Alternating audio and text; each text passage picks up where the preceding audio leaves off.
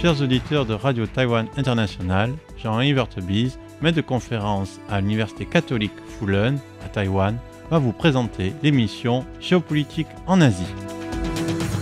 Chers auditeurs de Radio Taïwan International, bonjour pour ce deuxième volet de notre podcast sur la deuxième présidence Trump et l'économie chinoise. Nous allons donc achever et conclure les considérations développées lors du premier épisode, du premier podcast. Et nous avions tout d'abord dans ce premier podcast, pour résumer un tout petit peu, évoqué les relations de Trump avec la Chine et avec le reste du monde, en essayant un peu de caractériser sa façon extrêmement spécifique de définir les relations internationales. Nous avions évoqué comme idée, comme hypothèse, la suivante, à savoir que du point de vue de Donald Trump, donc nouveau président des États-Unis, qui a été réélu donc à la présidence après un intérimaire démocrate de Joe Biden. Donc Donald Trump est maintenant le nouveau président des États-Unis. Et quand on voit ce qui est en train de se mettre en place au niveau de l'administration Trump et de ses déclarations, on en a déjà parlé. Donc la dernière fois, ce que l'on peut constater, c'est qu'on dirait que le monde selon Trump, le monde 2.0 selon Trump 2.0, en fait, il est divisé en deux catégories. La catégorie des ennemis et la catégorie des vassaux, étant donné que en fait les ennemis sont vraiment ceux avec lesquels on a vraiment intérêt et volonté de parler, et les vassaux sont ceux qui de toute manière sont à nos ordres et ceux que l'on peut d'une certaine manière disposer à notre volonté.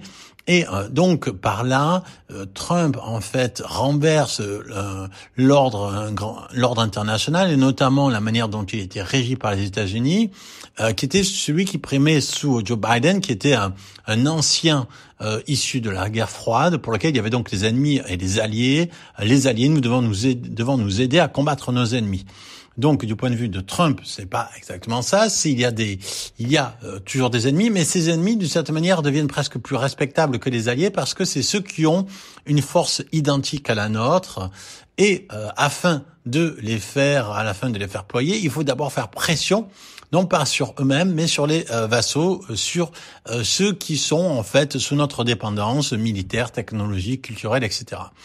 Et donc c'est la manière dont j'interprète le fait que, pour l'instant, Trump s'en est prêt à réserver ses mesures les plus radicales contre les principaux alliés, principaux partenaires des États-Unis dans le monde, donc le Canada, le Danemark, avec le cas du Groenland, Danemark allié historique des États-Unis.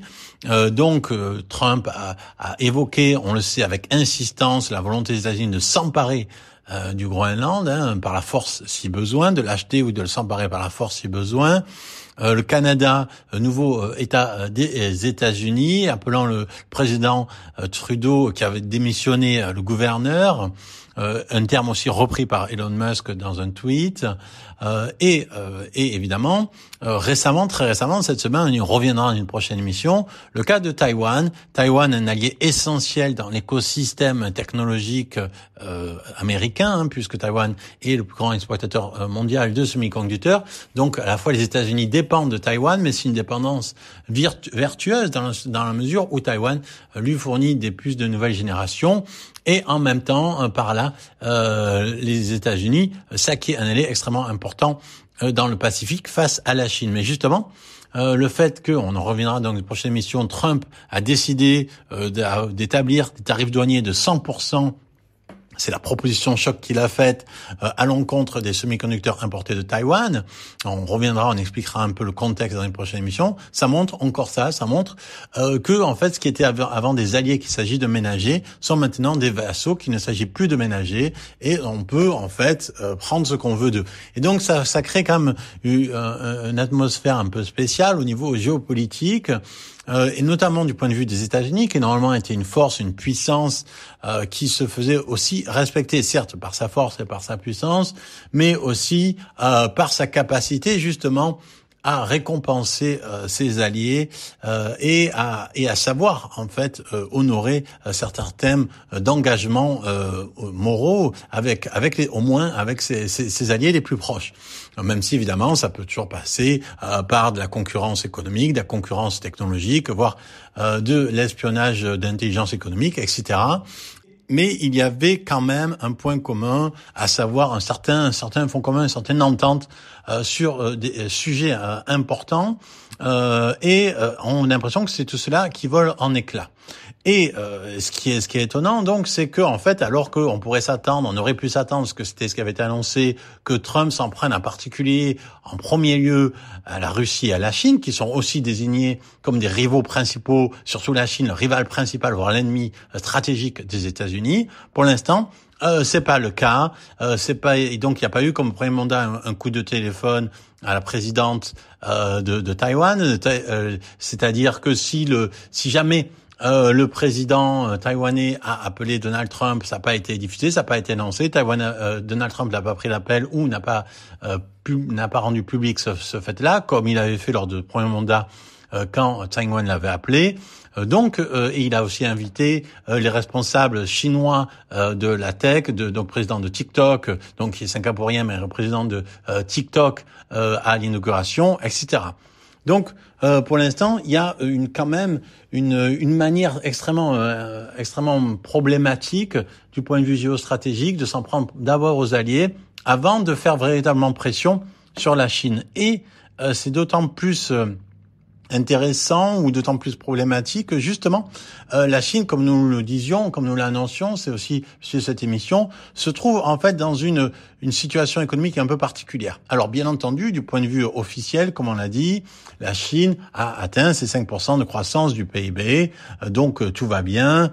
Donc les données officielles, c'est celle-là.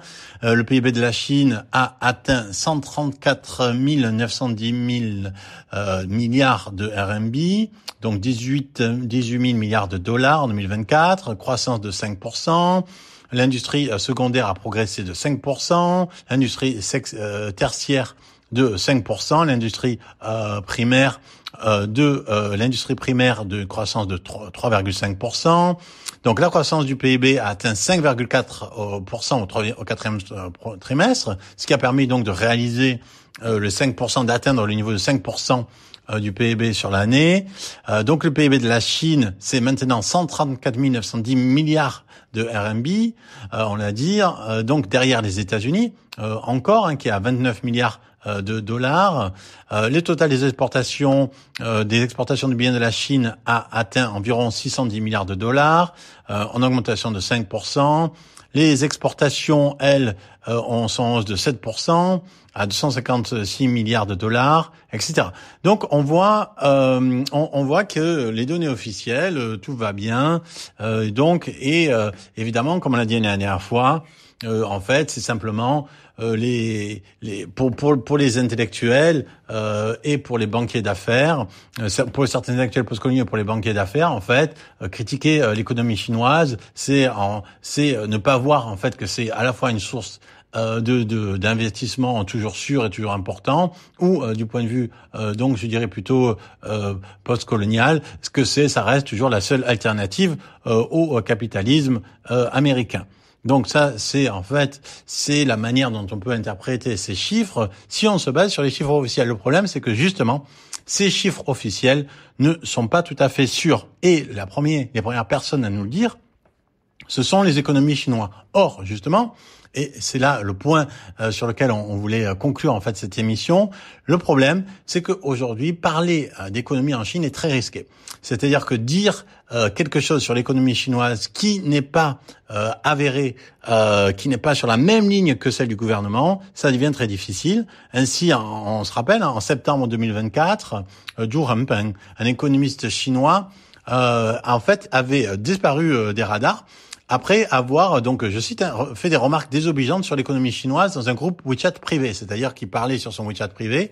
Il a dit bon, l'économie c'est pas si bien que ça. Xi Jinping s'y prend pas très bien. Hop, disparu des radars. Ensuite, bien plus récemment, début janvier 2025, le président chinois, selon certaines interprétations, aurait fait taire l'économiste Gao Shanwen parce que celui-ci, dans une conférence à Washington, il aurait dit ceci, c'est très important. Nous ne connaissons pas le véritable chiffre de la croissance réelle de la Chine. C'est ce qu'il a dit. Ma propre spéculation est qu'au cours des 2-3 dernières années, le chiffre réel pourrait être en moyenne d'environ 2%, même si le chiffre officiel est proche de 5%. Autrement dit, c'est un économiste chinois de premier plan qui dit que la Chine a trafiqué ces données de PIB pour les gonfler de plus de moitié, pour les multiplier par 2, voire plus. Donc normalement, on lui pense qu'en fait, il y a eu 2% de croissance. Là, le gouvernement a dit 5%. Et tout de suite après, il y a eu la sanction. Donc cet économiste, il n'a pas été emprisonné, il est trop important, mais il n'a plus le droit de parler aux médias. Donc ici le problème c'est comment est-ce qu'on fait. On a l'économie chinoise, donc et c'est les chiffres qui sont retenus par le FMI. C'est les chiffres qui vont être ensuite évoqués dans les médias. Tout le monde va nous dire, tout le monde va faire des discours à partir de ces chiffres-là. Il y a 5%. La Chine s'en sort très bien. Il n'y a pas de crise chinoise. Mais en réalité, voilà, il y a une première économie chinoise qui n'a pas le droit à la parole dit en réalité on est à 2%. Donc il faut savoir qu'il y a d'autres indicateurs en fait qui sont un peu négatifs, et notamment le fait que la consommation des ménages, qui normalement devrait être le vecteur essentiel de l'économie chinoise, puisque en fait celle-ci ne peut plus être portée par la masse des infrastructures étant donné la crise immobilière. Donc celle-ci en fait elle a contribué qu'à hauteur de 29% à l'activité économique, contre 59% avant la pandémie. Donc il y a toujours une crise de la consommation qui est liée évidemment donc à cette crise de l'immobilier. On sait en plus qu'il y a eu 900 manifestations en Chine entre juin et septembre 2024. C'est-à-dire qu'avant, ces manifestations, pour différentes raisons, 27 plus que l'année dernière, 27% de plus que l'année dernière. Donc, on manifeste pas si tout va bien. Donc, en fait, le problème, c'est qu'on a des chiffres officiels, en fait, de l'économie chinoise. Sur ces chiffres, on va discuter, on va dire, vous voyez, l'économie chinoise se porte très bien, il faut continuer d'investir, vous voyez. La Chine peut avoir une économie différente de celle du reste du monde et des États-Unis et fonctionner très bien. Dont elle n'est pas tout à fait extrêmement différente pour un certain nombre de raisons, notamment le fait qu'elle se base sur des mécanismes d'exportation. Mais le problème, c'est que tous ces chiffres-là, en fait, sont extrêmement sujets à caution. Il se pourrait que la Chine n'a eu, en fait, ces 3 dernières années, qu'une croissance de 2 à 3%, et il est probable que ce soit le cas dans les années qui suivent. Donc, il y a en fait la conclusion, c'est que si on reprend simplement les chiffres de la croissance chinoise sans les mettre en perspective ou sans les nuancer, en fait, on fait un peu de la propagande. C'est-à-dire, si on dit, oui, la Chine a 5%, a fait 5% de croissance du PIB, regardez comme la Chine est grande, comme elle est géniale, et comment l'Europe est à la traîne. En fait, le problème, c'est que ce discours-là, il peut être basé sur un chiffre qui est lui-même trafiqué, lui-même faux. Et cela, les économistes chinoises le disent, ou du moins pourraient le dire, s'ils ne disparaissaient pas, ou ils n'étaient pas sommés de se taire quand ils le disent. C'était Jean Evertebise dans son émission Géopolitique en Asie pour RTI.